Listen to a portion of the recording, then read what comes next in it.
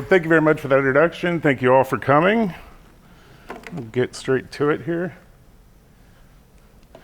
So I'm a son of an archaeologist. Don't hold that against me, but it means that I was in my first field camp when I was 2 months old.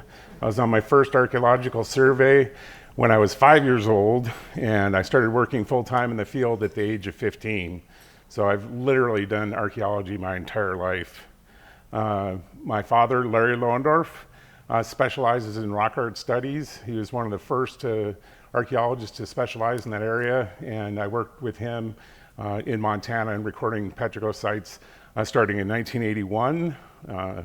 This is us at the Valley of Shields in Montana. The figures behind us have been enhanced by Rob Chacho. I'm going to tell you more about him and his work.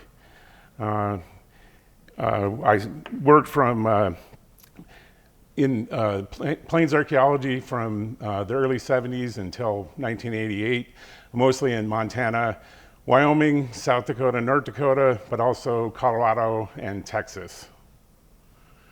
Came to Arizona to work on the Roosevelt Platform Mound study in 1989 and basically never left. Got my MA and PhD at University of Arizona State. And I was literally the last employee on the Roosevelt project. Went from it to the Cultural Resource Management Program for the Gila River Indian community, where I've been since. My theme for tonight is based on a Society for American Archaeology symposium, which is the main archaeological conference in the United States that I organized at the New Orleans symposium in 2024. There was a lot of interest. I basically came up with the theme so everybody who works in our tribal department could give a paper. And as soon as I started inviting people, the symposium filled up very quickly. There was a lot of interest. It was very well attended. And much to my surprise, the symposium won the Ameren Advanced Seminar Award, which comes along with a seminar at the Ameren Foundation and a book, which has been published just a few months ago. So we had our seminar. If you've never been to the Ameren, I highly recommend it. They have a museum there, beautiful facilities, and it was really a rewarding experience for all of us at the seminar. Really helped crystallize a lot of the ideas you're going to see here tonight. So what is collaborative archaeology? It's a research approach that involves archaeologists working together with indigenous groups in order to better understand cultural heritage. For a long time, archaeologists treated Native American knowledge as myth or fiction, and really, in many instances, paid little or no attention to it. And so this approach attempts to rectify that and incorporate Native American understandings of the past into the interpretation of archaeological remains, and I'm going to show you some of that here tonight. So why is tribal archaeology research relevant? Archaeology provides a perspective that you really can't get from other sources such as historical information, which only goes back to, in this instance, 1694 for the Phoenix Basin. So everything we know from before the first written record, which occurred in 1694 when Kino arrived, is based on studying the material cultural remains that people left behind. History also doesn't tend to record a lot of information about the daily lives of people. And so archaeology, through looking at material culture, you can get a perspective that you don't get from studying written records. And it's important to Native people because it is a way of establishing their relationship to the archaeological remains on the landscape. And in this case, for many, many years, people have debated the nature of the prehistoric folks who have been generally called the Hohokam and their relationship to the people who live here today, the Akimel or Pima. So the Gila River Indian community lies at the very center. The red box there is where the outlines of the reservation are of the heart of their Aboriginal territory. They're one of the few groups of Native Americans that didn't move 1 inch from where they were first found by European colonists again in 1694.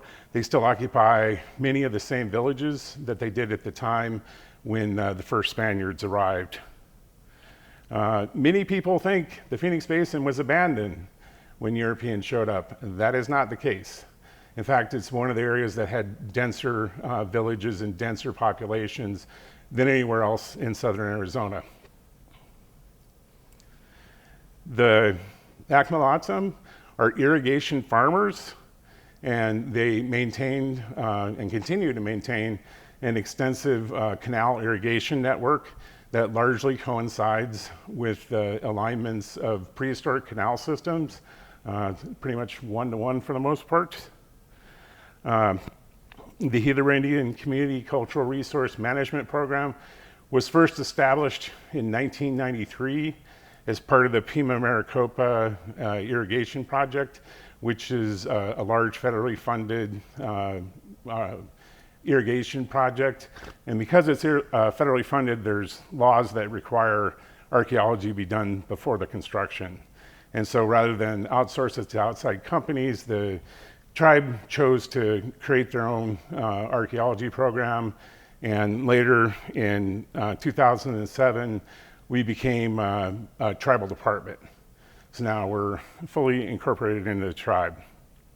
We have a large staff. Well, it's actually not 51 because we have a number of vacant positions if anybody's looking. So, but we have a highly qualified staff of both Native Americans and also non-Native Americans, a number of people with advanced degrees, and we've been doing archaeology out there for over 30 years now.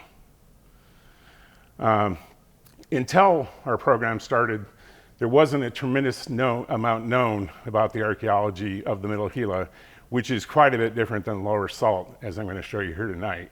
The two have very different settlement patterns, and a lot of the information about the Phoenix Basin up until really around 2000 was almost entirely based on what was known about the Lower Salt. But since then, and through our work, we've shown that there's a number of very important differences.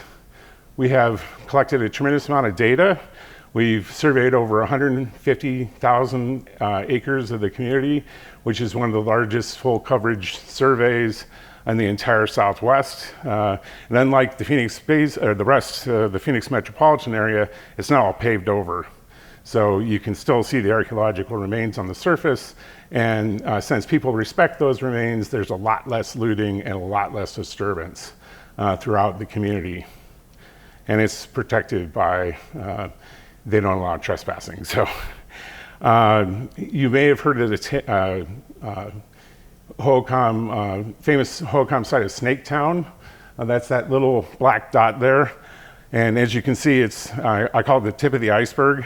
There's very extensive, very large sites, not just Snaketown, huge sites including Upper and Lower Santan. I'm going to show you a little bit more about those two sites here tonight, where we've done a lot of our PMIP work, and other major sites, multiple large sites, in addition to Snaketown along the Middle Gila.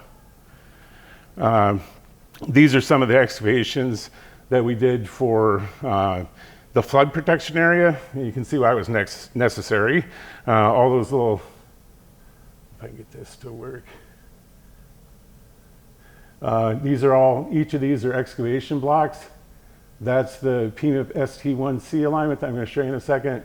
And this is what happens with monsoon rains in this area. It's on the edge of the Bajada, or the edge of the mountains there for the Santan Mountains. And when it rains, there's a lot of water runoff. And what the people who lived there did was catch that water in reservoirs, which are the blue dots on the map. And just to give you a little sense of the scale here, that's a porta-john right there. And each of these little circles you see are prehistoric houses. And again, it runs for over a mile that we had houses and dispersed reservoirs. And that's only a fraction of the overall part of this site.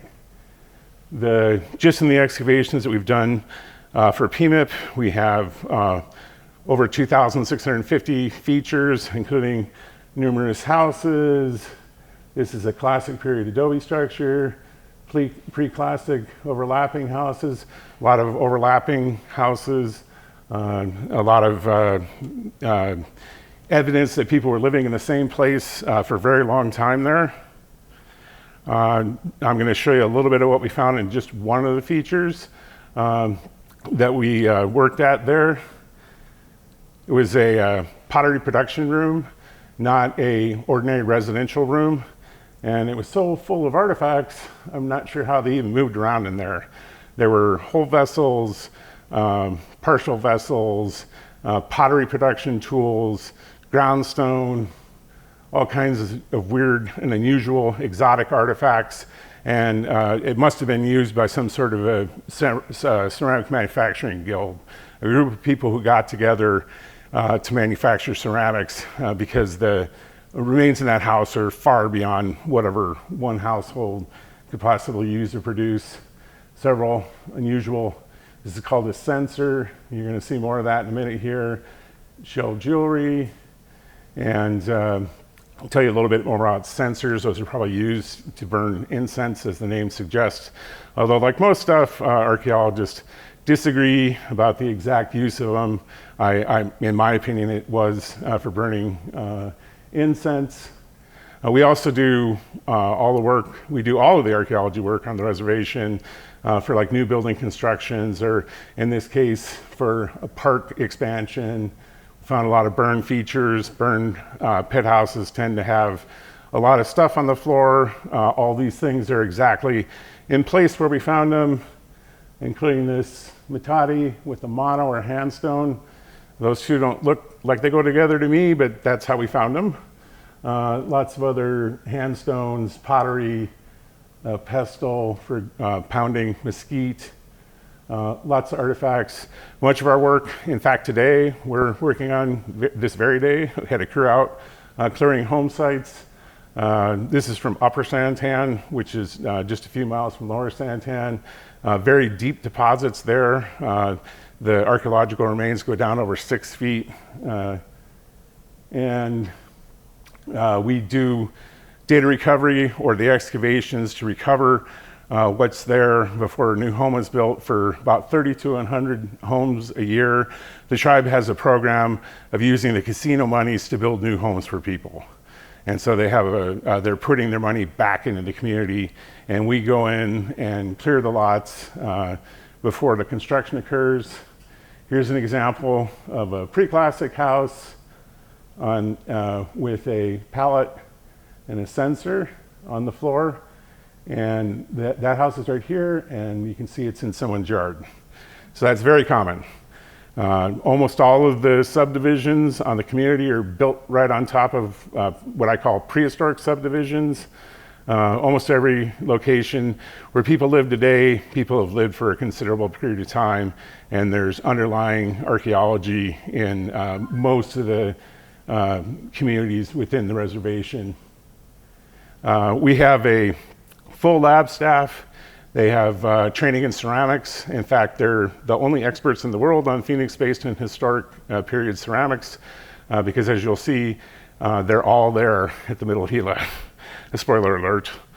We also have lithic or stone analysis experts, which is my specialty, and shell and other analyses.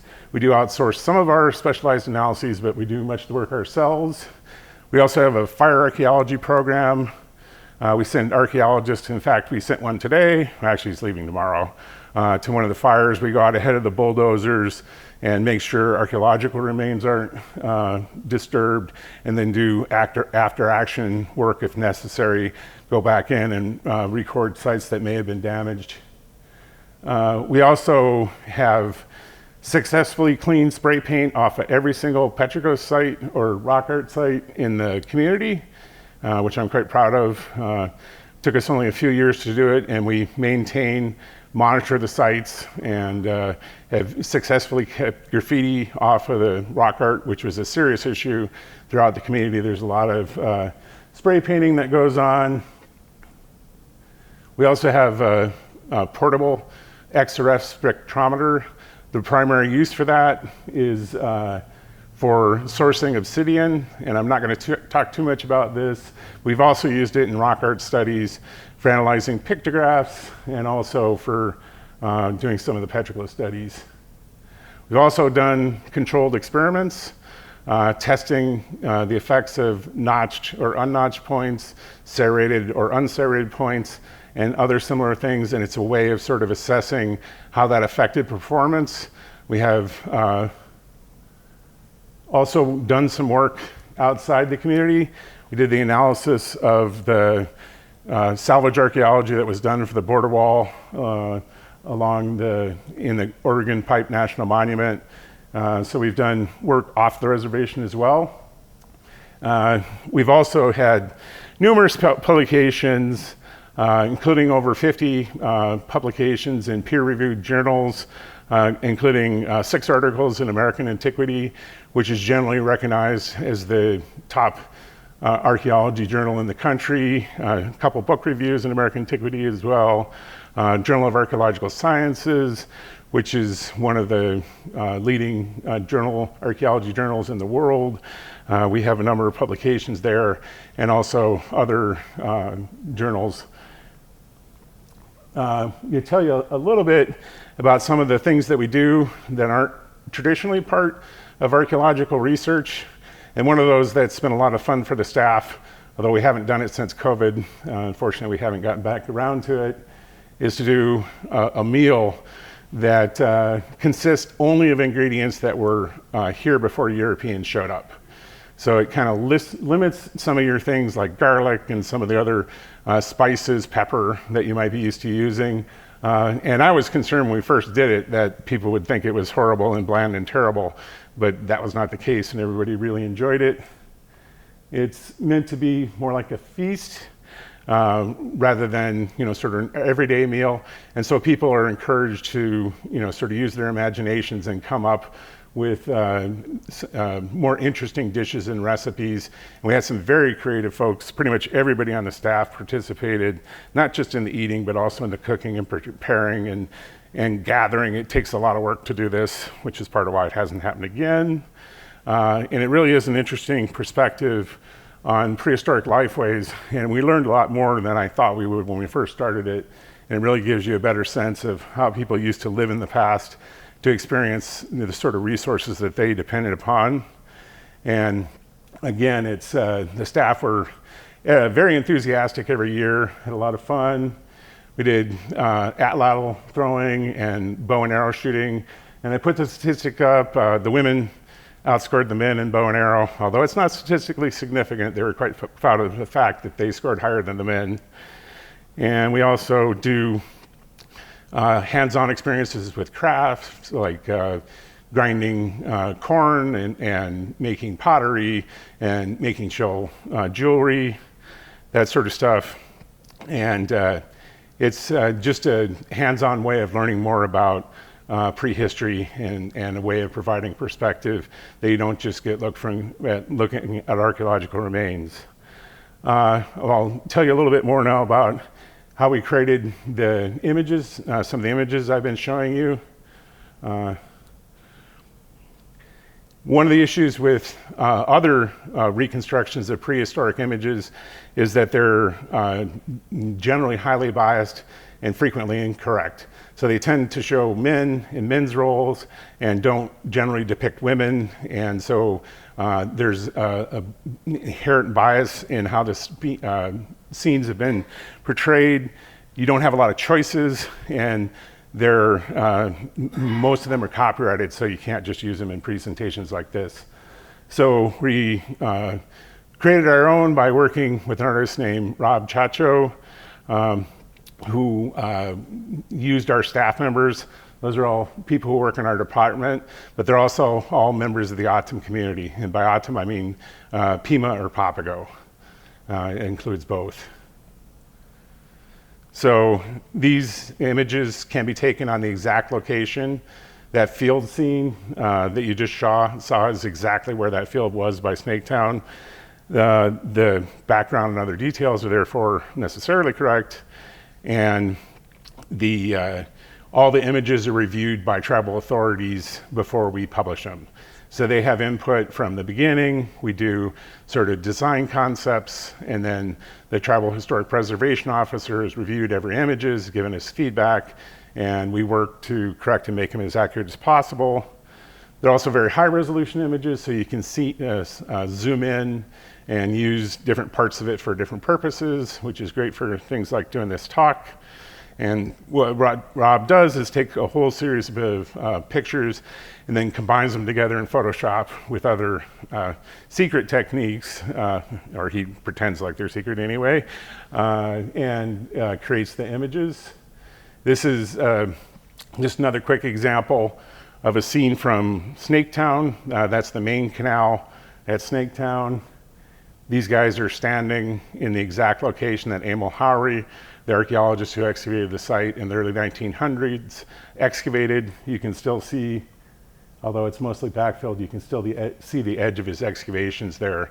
So they're standing in the literal spot where the canal was and sort of reenacting the scene of clearing out the canal.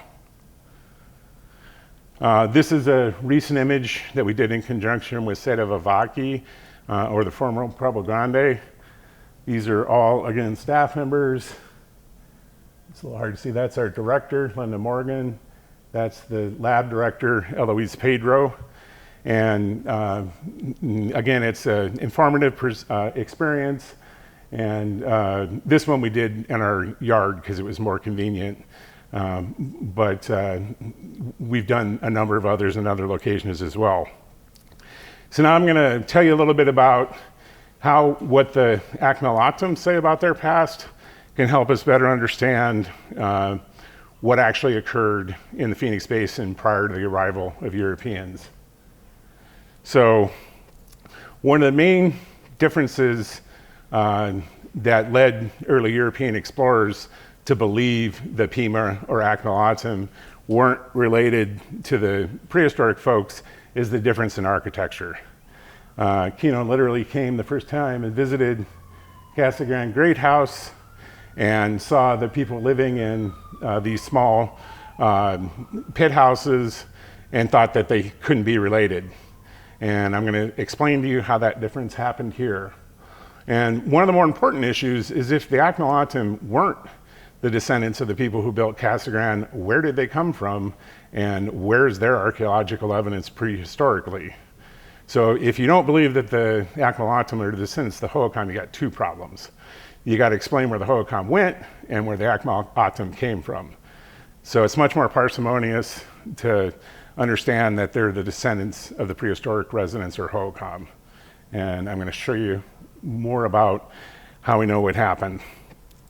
Again, this is a important issue in an arid region where water rights are based on prior usage, and the ability to show that they lived across a much larger area is therefore important to them.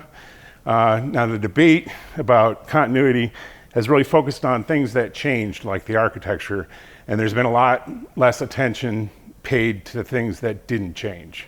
And I'm going to talk about some of those here because there's a lot of things that didn't change. In fact, that's one of the problems. It makes the artifacts harder to recognize because they're the same for so long. You can't tell if it's from 1800 or from 1700 or when. So the Akimel history of creation describes a cycle of creation and destruction. There's not a single Garden of Eden. God creates people and then kills everybody, recreates people, kills everybody, and recreates them again. So their story is this cycle of creation and destruction. And what this suggests is that the population in the Phoenix Basin fluctuated through time from periods where there were high populations to periods when there were low numbers of people. So the creation story starts with Earth Doctor creating people, but he quickly decides to destroy them because they've overrun the world. Earth Doctor creates new people who also overpopulate. And then another cultural hero or god appears at that time named Elder Brother, and he decides to shorten the lives of the people, but that still doesn't satisfy him, so he decides to destroy all the people Earth Doctor has created by a massive flood. Before the flood, Earth Doctor saved some of the people by taking them away from the Middle Gila. Elder Brother then becomes the ruler of the Autumn world. And after the flood, with Earth Doctor and Coyote, he creates new people again. So there's a new creation of Autumn after the flood. And then Earth Doctor disappears, sinks into the earth, and leaves sickness behind him. And then after a series of much more detailed events that I'm skipping over here, the people decide to try to kill Elder Brother, and in retaliation, he comes back and brings the people from before the flood. Not people from somewhere else, not some other people, but the people who lived there before the flood, and they come back and they attack the people who are living there and defeat their villages one by one. The story is very detailed, describes individual sites, who is ruling them, and what their special abilities were. In order to understand what happened, I need to deviate a little bit here and tell you a little bit about the unusual geomorphology of the Phoenix Basin. The Salt and the Gila rivers have very different watersheds. The Salt River is much more dependent on winter precipitation or snowfall on the Mogollon Rim, whereas the Middle Gila drains a massive area to the south of much of southern Arizona, the Santa Cruz, other large washes of Eco, Queen Creek, other large tributaries all come into the Gila, and it's much more dependent on summer or monsoon rains. And so there's climatic evidence that shows the climate in the Holocene the last 10,000 years has alternated between hotter and wetter periods over time. And so if that's the case, then good conditions on one river would alternate on the other. And something else archaeologists have found is evidence for a massive downcutting or flood that occurred around AD 1060. And it wiped out the riparian areas and caused a lot of damage to the rivers and canal systems in the entire basin around that time. So again, what I'm suggesting here is that good conditions on one river alternated with good conditions on the other. And as a result, the population density between these two rivers fluctuated through time, with high densities on the lower Salt corresponding with low densities on the Middle Gila and vice versa. So when you got a lot of people on the Middle Gila, there's a lot fewer on the lower Salt, and again, vice versa. And I'm suggesting here that these conditions and the movement of people around the basin is part of what influenced the cultural changes that we see in the archaeological record. And it's widely recognized that around the time that, according to archaeologists, Snaketown was abandoned, or the end of the Classic period, around AD 1150 roughly, there were major changes in material culture. The previously most common ceramic type, red on buff ceramics, decline in occurrence, and Salata polychromes, which have very different designs, appeared. Production stopped of some religiously related items, including pallets and sensors, and construction styles changed through time. So now if that downcutting event, archaeologists, coincides with the flood that's described in the Autumn creation stories, then the time before the flood is pre-classic, the time after the flood is classic period. And we can use that to sort of line up their story against what we know about the archaeological record. So there's ample archaeological evidence of this massive population decline right around this AD 1100, 1150 time period that coincides with the downcutting.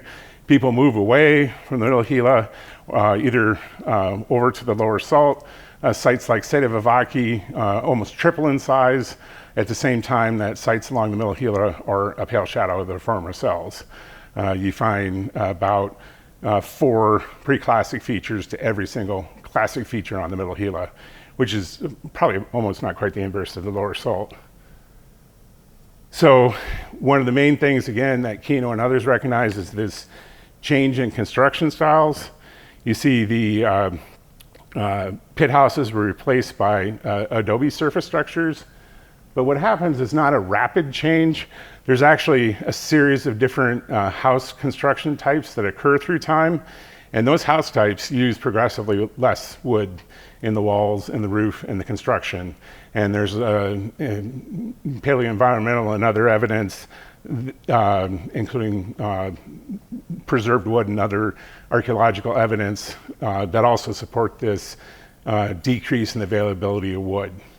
And so again, if outsiders came in, you would expect an abrupt change in construction practices, but instead you see a gradual change over the course of many dozens of years. And again, I'm suggesting this is related to the flood, in part wiping out those areas along the rivers and removing the wood from availability for construction, so people responded by building different types of houses. So the disappearance of pallets and censers is also consistent with a change in religious practices, which is reflected by the replacement of Earth Doctor, the pre-classic deity with Elder Brother, the classic period deity. And there's also a shift in publicly constructed facilities with ball courts, or these large things that archaeologists call ball courts, being replaced with vaki, or what archaeologists call platform mounds. The AZMNH have a specific name for these. They don't call just any archaeological site a platform mound or a vaki. They only refer to the ones that archaeologists have defined. These structures are built with fill, using walls to retain fill and creating elevated platforms and then building on top of them. And those don't show up until the classic period. And again, this is also consistent with the change in religious practices. The appearance of slotted polychromes, which have very different design elements and obviously appearances than red and buff ceramics, is also consistent with the change in religion over time. And most archaeologists think that the buffwares were predominantly made along the Middle Gila, and their decline is therefore consistent with the population loss along the Middle Gila. So moving to the end of the classic period, there's evidence that suggests conditions for irrigation had improved along the Middle Gila at this time, and it appears that the AZMNH aggregated in a small area between Gila and Pima Buttes on the south side of the Middle Gila River for defense against the Apache and other hunter-gatherers who are increasingly expanding to the north. The Apache sort of expansion begins well north, in the Four Corners area, and then expands to the south over time. And by the early 1700s, they were really pressuring the southern Arizona communities. And as a result, and over the course of the historic period, they aggregated together for defensive purposes.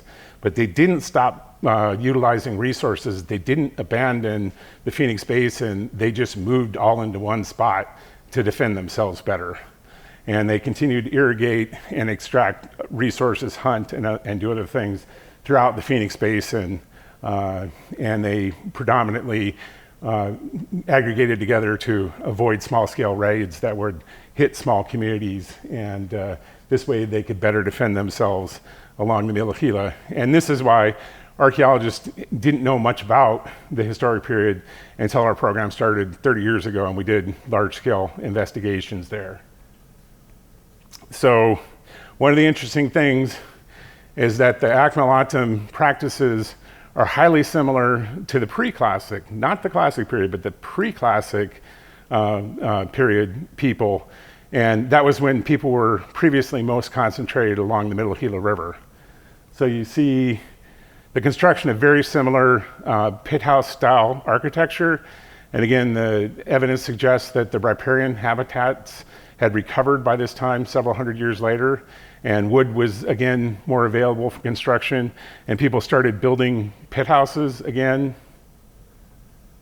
Here's an example of an excavated pit house. You can see part of the walls there, and a jar filled with ochre on the floor, corn cob on the floor. And again, one of the issues is that most of the artifacts that the Akimel made are absolutely indistinguishable from stuff that was made hundreds of years before.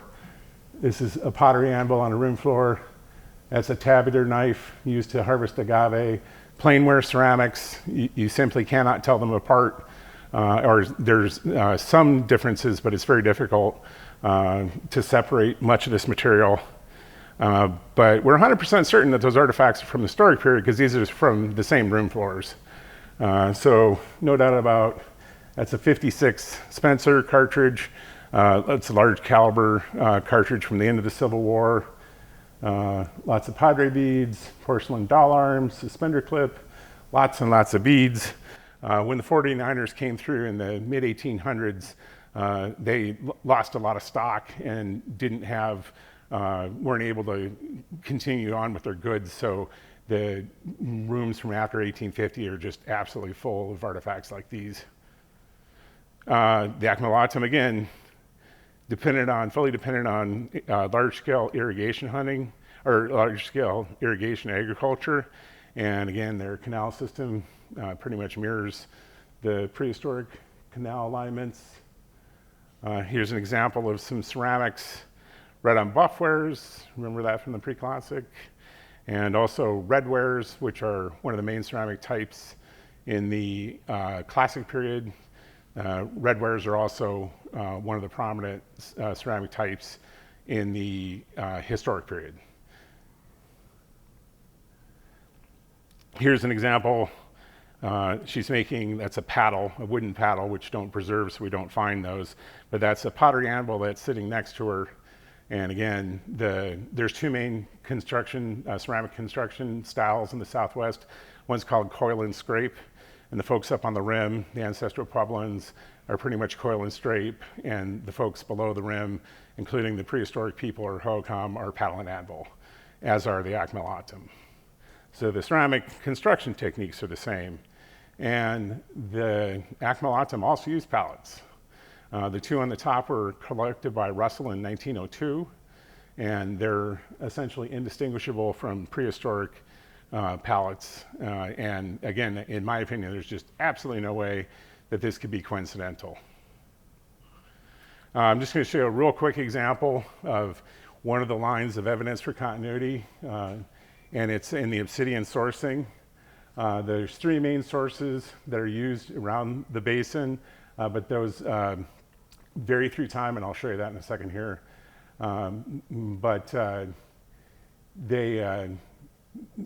Proximity alone does a very poor job of explaining what types of obsidian they used. But importantly, there's no obsidian in the Phoenix Basin, but it's located to the north, south, east, and west. So you can readily track interaction patterns through time. And there's a lot of evidence to show that the obsidian's coming in through trade. So they're getting the obsidian through trading with other people. And if you look at what happens through time, is that you see a general dependence of obsidian to the south increasing over time. First of all, you don't see an abrupt break. You know, if different people came in and replaced the Hohokam, then there should be some break in these data. Instead, you see trends that begin in prehistory continue right up to the end of the historic period. So it suggests that these patterns began long before the historic period and just continued through time. And again, the general pattern is that materials to the north, east, and west drop out, and by the late historic period, pretty much everything's coming from Sauceda down there to the south, which is in the territory of the Tohono O'odham. So the Apache and Yavapai and other groups moved into those territories to the north, east, and west, and as they did, the obsidian trade dropped off. And by the late historic period, it's all coming from to the south at Sauceda, which again is evidence for continuity in cultural traditions over time. So in conclusion, the prehistoric population in the Phoenix Basin fluctuated over time with periods of high density followed by dramatic crashes. Good conditions for irrigation agriculture alternated between the lower Salt and middle Gila, which affected ideological, economic, and political relationships in the area. Periods of large population on the Middle Gila coincided with low population along the lower salt and vice versa. And Americans happened to arrive at a period when there was a low population density on the lower salt and claimed it was abandoned, even though people were living here all along. So if you have further interest in my topic here tonight, book just came out, distributed through U of A Press, just came out in April.